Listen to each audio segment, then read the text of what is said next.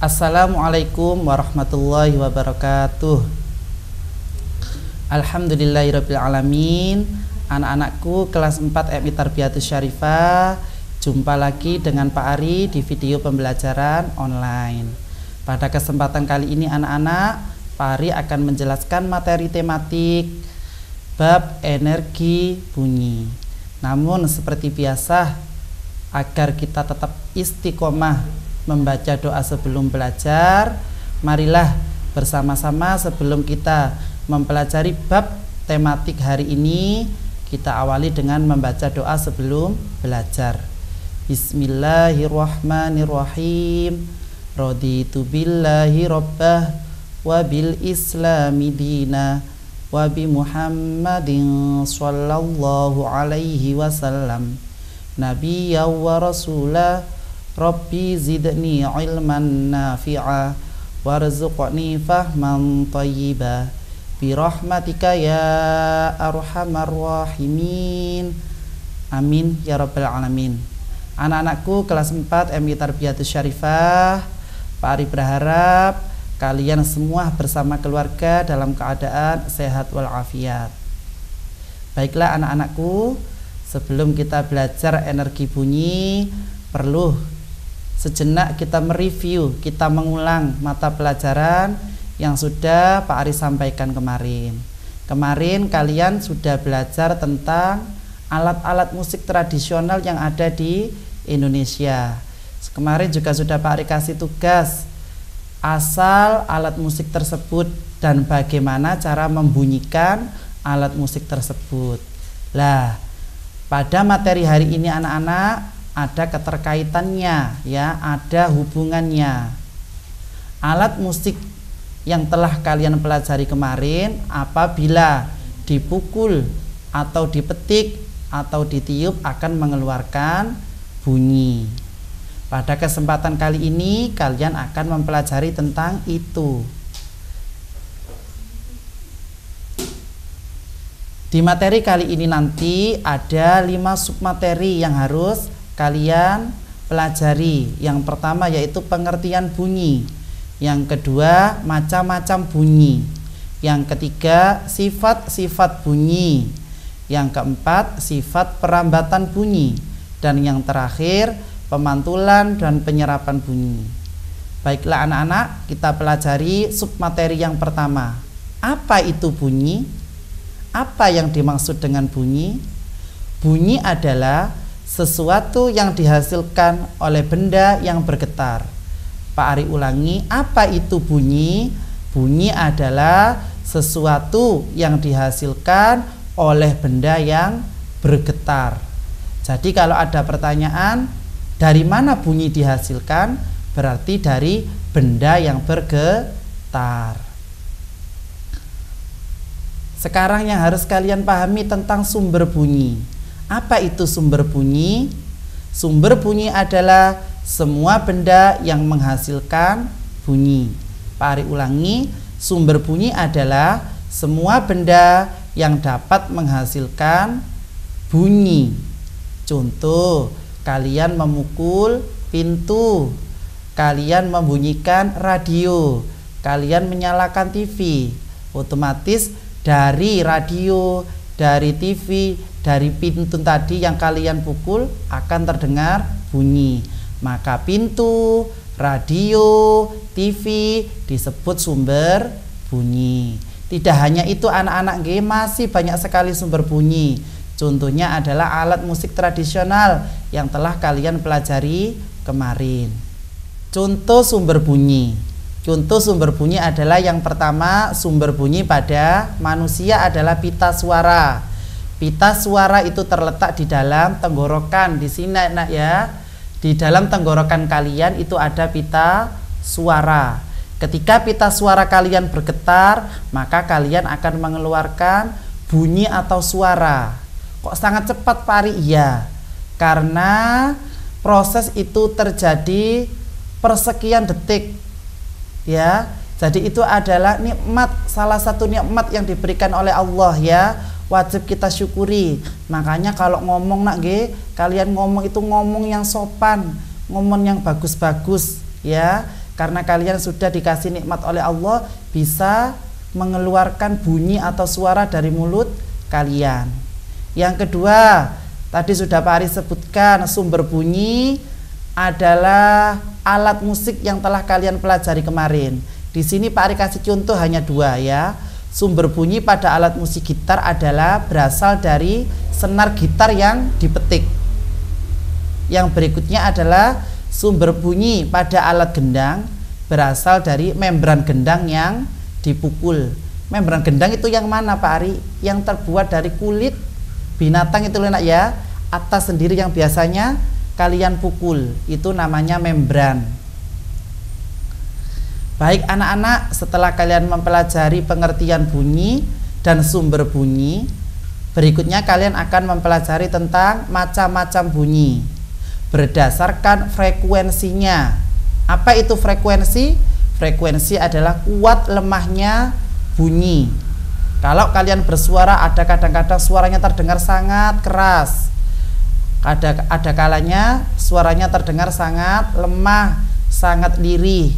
Itu namanya frekuensi.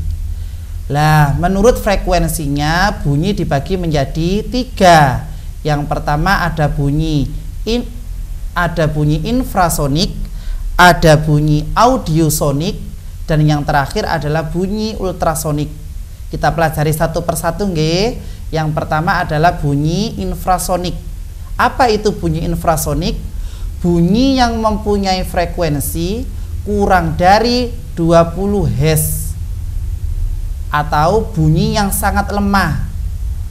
Pari ulangi, bunyi infrasonik adalah bunyi yang mempunyai frekuensi kurang dari 20 Hz atau bunyi yang sangat lemah.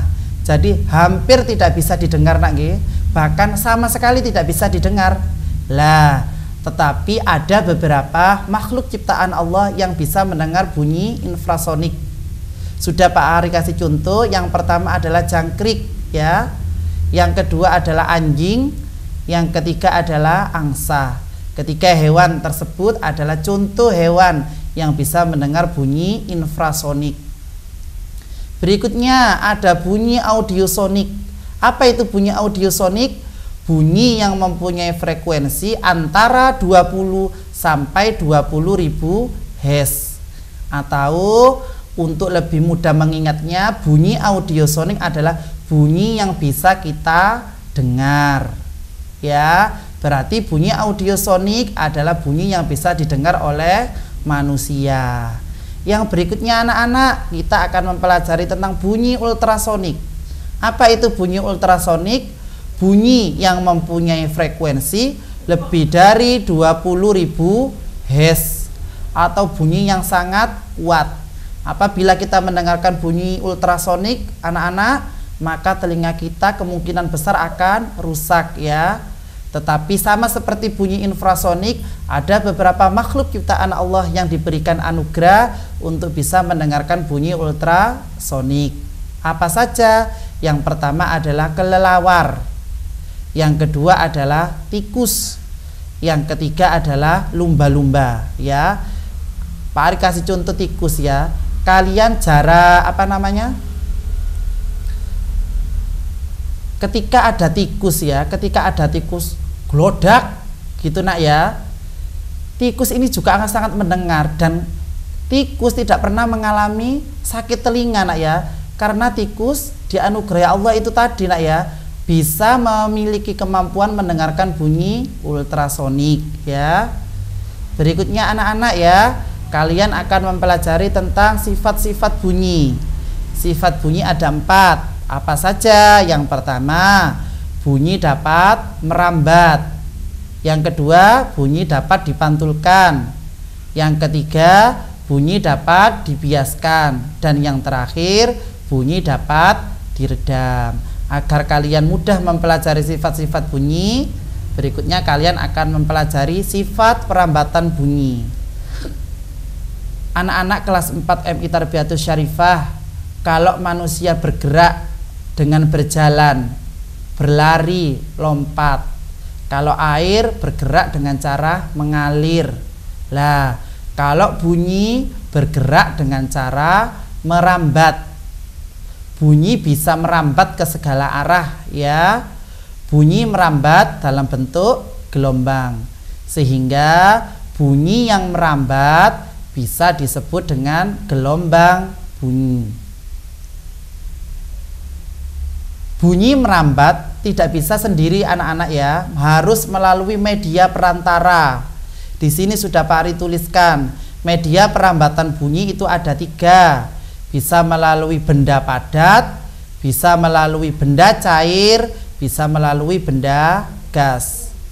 Di layar sudah Pak Ari tuliskan catatan kecil, perambatan paling cepat yaitu melalui udara.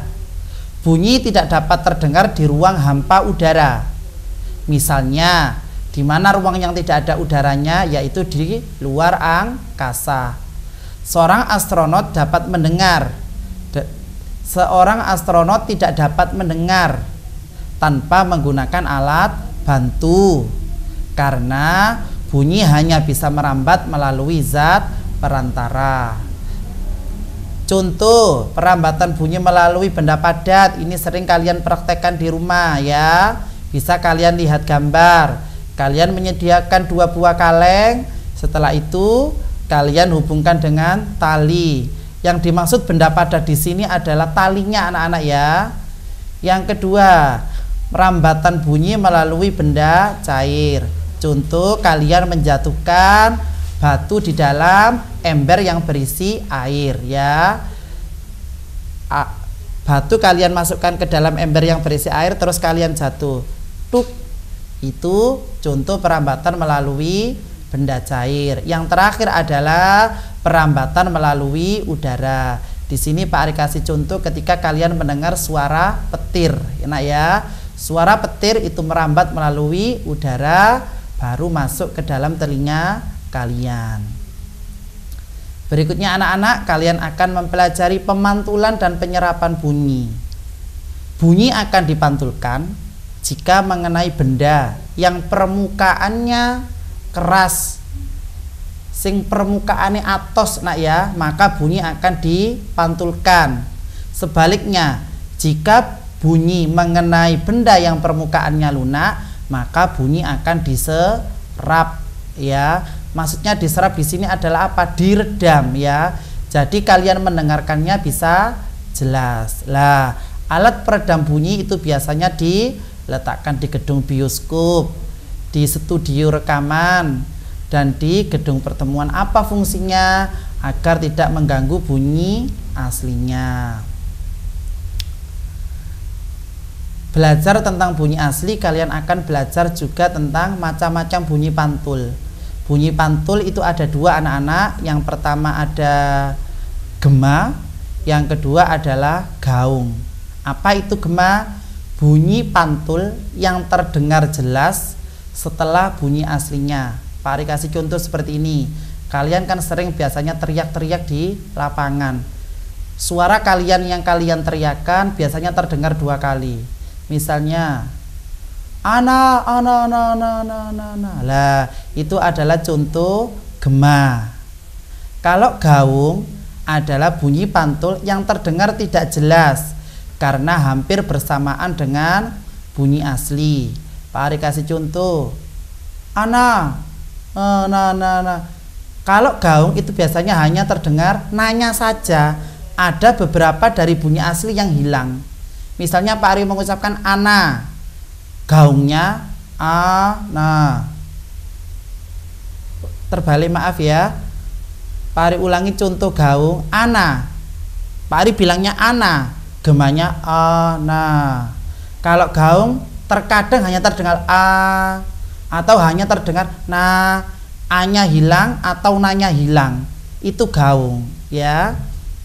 Lah, supaya gangguan-gangguan itu tadi tidak terjadi, maka biasanya harus dipasang alat peredam bunyi.